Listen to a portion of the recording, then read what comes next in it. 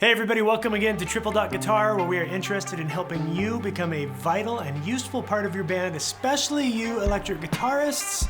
My name is Joel, and today the song is Praise You Anywhere from Brandon Lake, so let's dive in.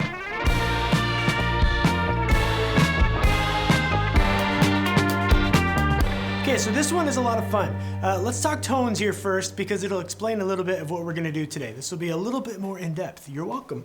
I'm using my Gibson Les Paul Standard, and I'm using my Line 6 Helix Floor, and again, I'm using the Alex Strabala Top Boost version 2. There's a link to that in the descriptions if you want to get it. Alex makes some great patches for Helix stuff, and I think he makes stuff also for Fractal or oh my goodness, Kemper.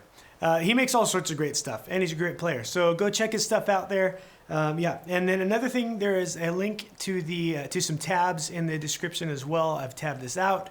I'm tabbing out also the other thing I'm going to use this for as well. This is my very first guitar. This is I think it's like an early 90s Japanese Strat, but over the years I've replaced everything in it except for the body. And the body I've painted on the inside with like conductive paint. So there's really no way to tell what exactly it is or was. But one thing I've been noticing a lot lately, there is so many throwbacks to the 80s, so much use of chorus and so much use of that like second and fourth position, pickup position Strat sound. And there is a lot of it, lots of strummy stuff in this song. So we're gonna go through that as well. But first we're gonna go through the main part. I'm gonna carry that on my Les Paul. So if you're following along on the tab, great. If not, let's talk about our tones. So again, I'm using the AC30, and really for the majority of this song, what we're gonna be using is some chorus.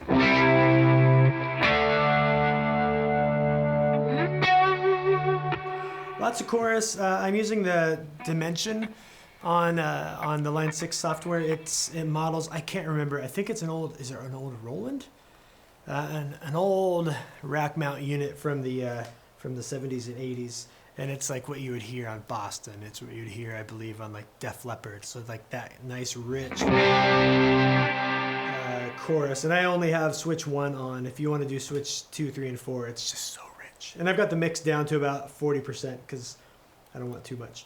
Okay, we're going to use that. And we're also going to use, I'm just going to go with the amp drive. And I think we might use a little bit of delay here or there. But really, I found that when I was playing this and listening through it, we're really just getting this tone, and we're just kind of playing it the whole time through. So we're gonna be up here a lot too. Yeah,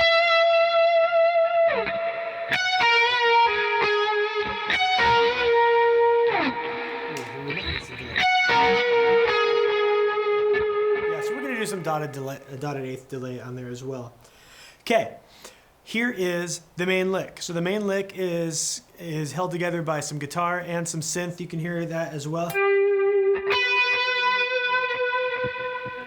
Technically, we'd be in the fourth position for our pentatonic scale if you're going to be like doing your basic first position of it. But we're really going to be rooted either here on our 11th or up here on our 14th position a lot. So if you have a guitar with a cutout, it's going to be your friend. If you don't, you're going to learn some new skills. And I've talked about this before. Guitarists, if you haven't had your bridge properly adjusted, it's worth looking into how to do that or where you can get that done if you don't want to learn. I don't understand exactly all the physics, but depending on the size of strings you use, your halfway point is going to be this 12th fret, but it also might be like right here. It also might be right here. And that's why you have to adjust these back and forth a little bit. And I'll have something coming out on how to do that. If you're local to Linden, Washington, then I can also do it for you. I do that. So the reason you need that is because this note here, this chord, will sound drastically different up here if your bridge isn't adjusted. And all these notes that you're fretting will either be flat or sharp and just off, and it will sound icky. So you'll want to make sure you get that done if you haven't done that before. So here is your opening line.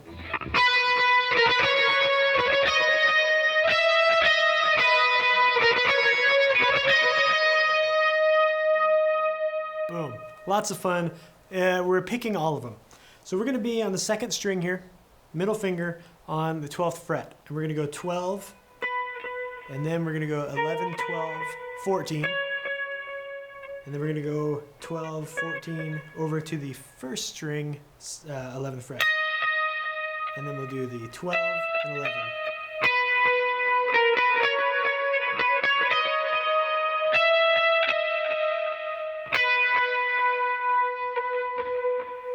You don't have to bar these two, but I like doing that so that I don't have to move as much. Simplicity, right? It's all about energy conservation. Okay, verse happens, and the song is quite active still. Lots of drums, lots of different loops going on, but we're going to be out as a guitarist. And then there's this cool little slide line, and they throw, I'm not going to throw on all the effects that he does here, but they throw in a lot of, I think there's some octave, and I think there's even maybe some thicker chorus that goes on.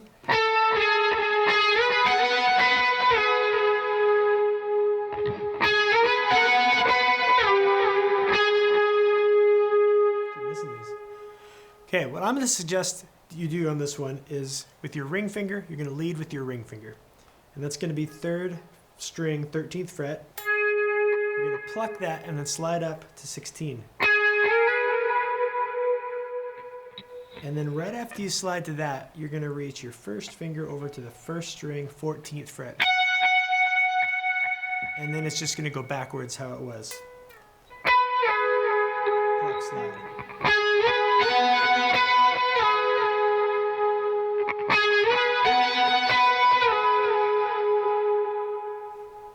Okay, so that happens.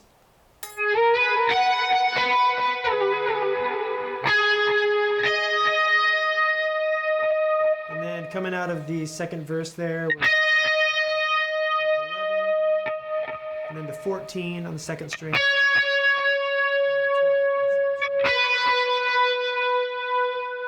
Okay, then we get into the chorus. The chorus is going to be a very small chord. This is the biggest chord we play for the whole song. 2 notes. So we're going to be on the 2nd and 3rd strings on the 12th and 11th fret. That's just a whole note. Praise, give him praise, give him praise. And then we have this cool thing where we're going to hold down our 1st string, 14th fret. So many numbers, guys. With our 1st finger, and then with our middle finger, we're going to go over to the 3rd string, 15th fret, and we're going to bend that up. So don't overbend it. Imagine you're playing 15, 16, 15. I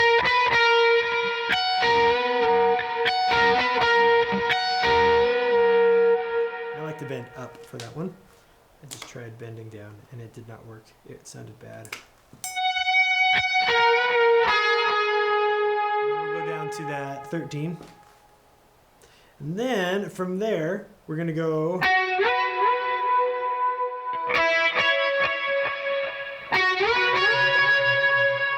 Same sort of deal where we're going to grab our 3rd string, 11th fret, we're going to pluck and then slide all the way up to 16. And the 1st finger is going to go to the 14 of the 2nd fret, or 2nd string.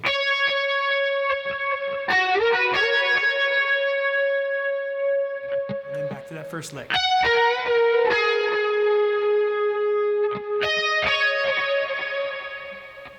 And then this is like in some of the Wickham songs as well that we found. This is where the guitar part will echo the main part, the main lick of the song. Worthy of all my praise. And we're going to hold them both at the same time so you can let them ring out. So we're going to be 1st string, 11th fret, 2nd string, 14th fret. And that's going to lead us right back into that opening line.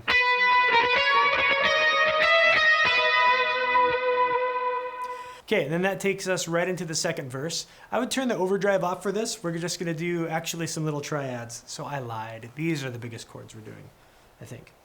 Okay, and what we're going to be is 13, 12, 11 on your 3rd, 2nd, and 1st string.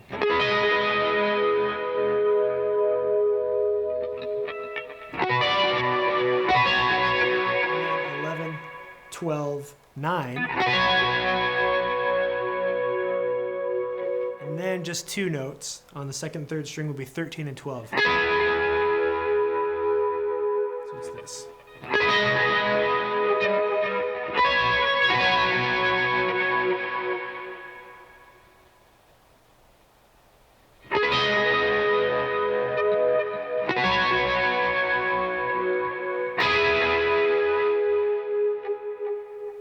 Then there's a little break for the I'll praise you anywhere.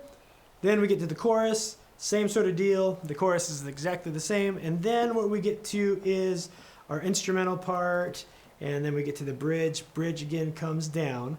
And then we'll start building up in the bridge. And it's easy-ish enough because we have just a bunch of single note, whole notes. So we're going to come in and it's going to be 2nd string, 12th fret. And 11th fret. And shoot up to 14. Drop down to 9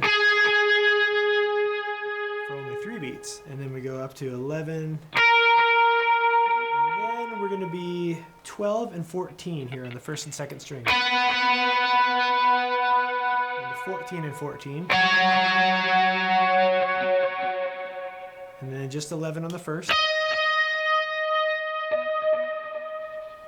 And then we're going to do a cool little move. It's going to be 12, 14, and then we're going to bend 17 up while playing 14 at the same time.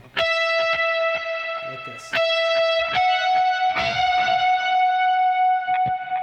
3, 4, 1, 2.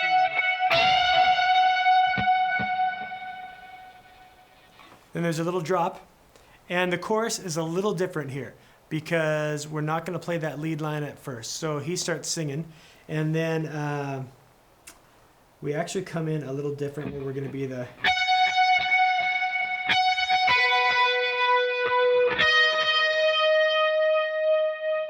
It's going to be 1, 2...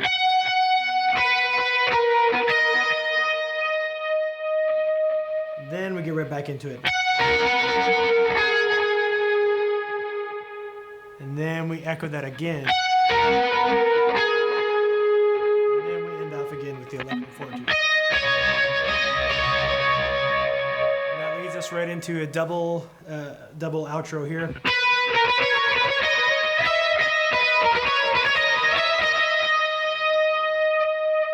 And technically on the recording, it doesn't resolve guitar-wise going to the B. It just kind of stays in that 11th fret there, the E flat. So that is the main lead part. Now there's some other parts with the Strat, so let's look at that. Okay, here is my Stratocaster. Nobody knows exactly where it's from, but this is my childhood guitar. This is what I learned to play on. This is what I sat in my room playing Boston, Doobie Brothers, Green Day, Nirvana, everything. And I'm so happy to hear Strats coming back more and more. It's got a gnarly buzz, so you know, it's kind of what it is. So there's this great line that you hear almost all through the song.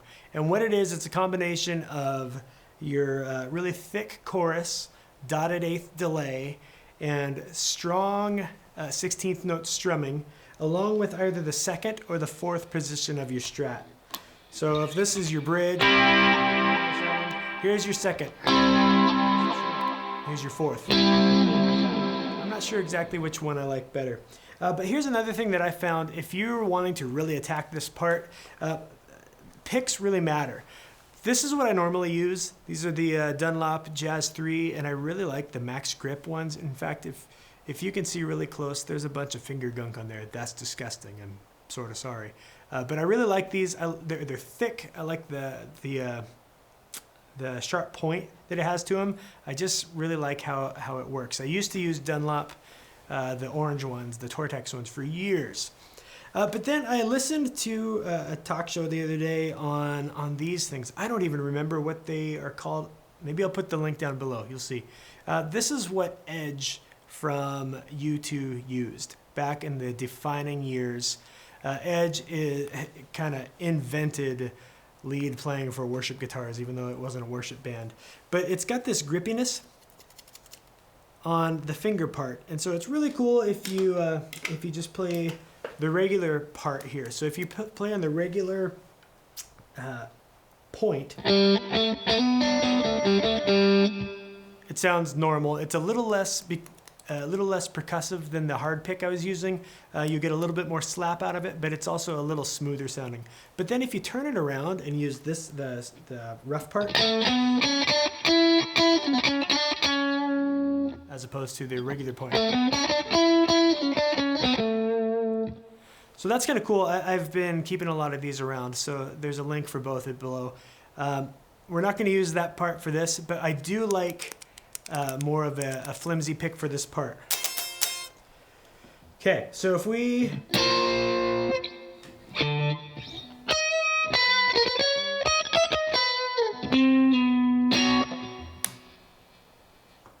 So what we're going to do is we're going to go, I'm going to say the second position. I think it's the most defined, but I think people tend to use the fourth more. I don't know. We get some delay on there. And what we're going to do is hold this. This is best that I can figure out. It's going to be playing the 4th string, 9th fret with your ring finger, 2nd string, 7th fret with your 1st finger, and 1st string, 9th fret with your pinky. And then your 6, 5, and 3 we're not playing. So like I've talked about in other videos, it's really important and really helpful to learn how you can finger a chord and then adjust how you hold a string so that it can go over and then touch the one next to it. So then you don't have to worry so much about precise picking. You can just worry about the rhythm and not be hitting any unwanted open strings. So this is what this sound kind of sounds like.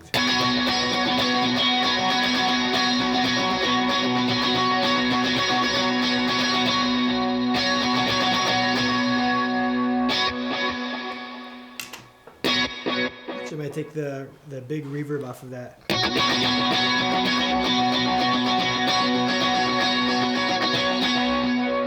if we're gonna really make this sound how it sounds on the thing, I'll turn on a little bit richer chords.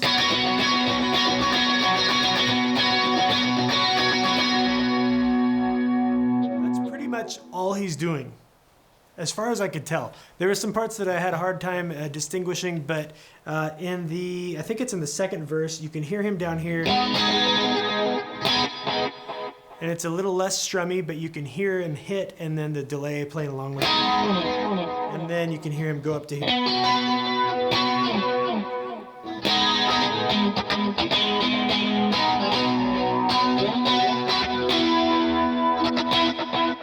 So whatever you do, have a very defined a very defined delay, and make sure your strumming is real staccato. So it's a combination of a lot of this, just barely letting your fingers up,